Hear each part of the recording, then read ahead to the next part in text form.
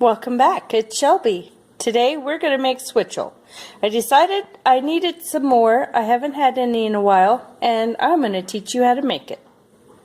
Is the name of a recipe known by many other names from the 1700s. You can go to the full video of Townsend's Switchel recipe on YouTube. He's very fun to watch. But this is my version of his recipe.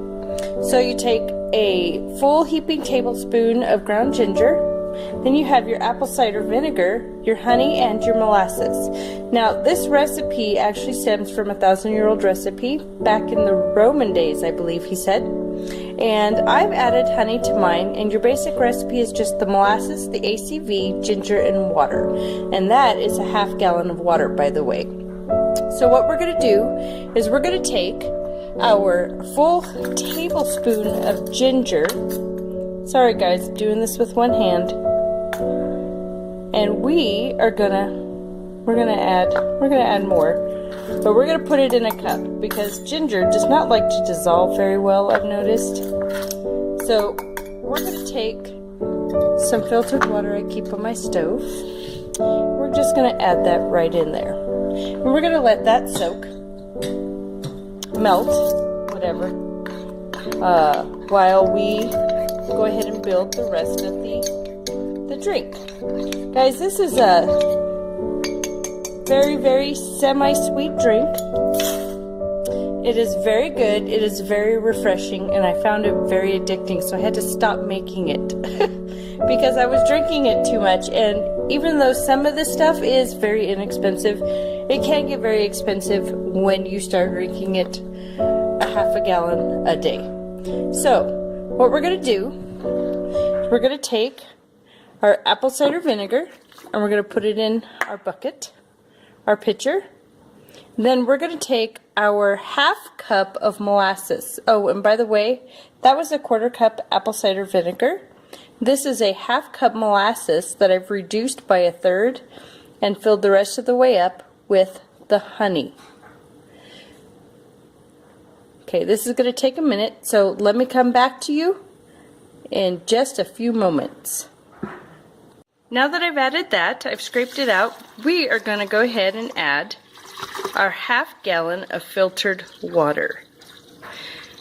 Guys, if you don't live in an area with a lot of sediment in your water, you probably don't need filtered.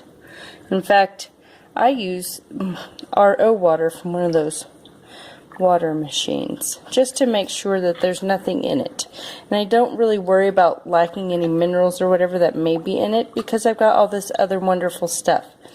Now, you don't have to use honey, as I've said. That's not in the original recipe, but I do love the benefits of honey, and right now I have a bit of a cold.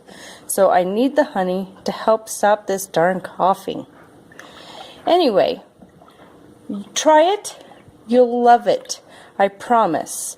It smells very apple cider vinegary, but it does not taste that way.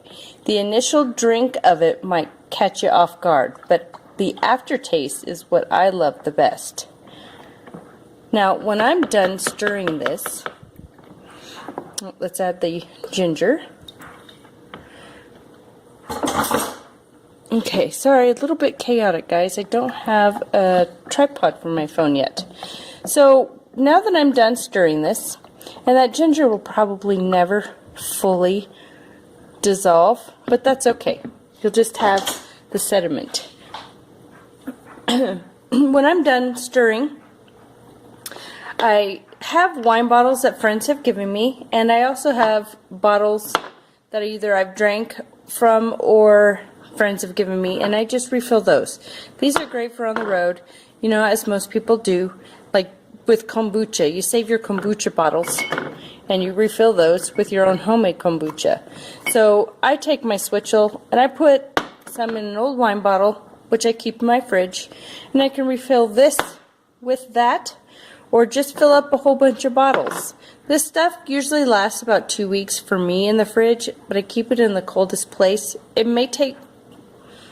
may last longer, it may be less time. It's up to you, and it also depends on how quickly you drink it. Folks, thank you very much for joining me today. Have a great day and hope you enjoy your Switchel.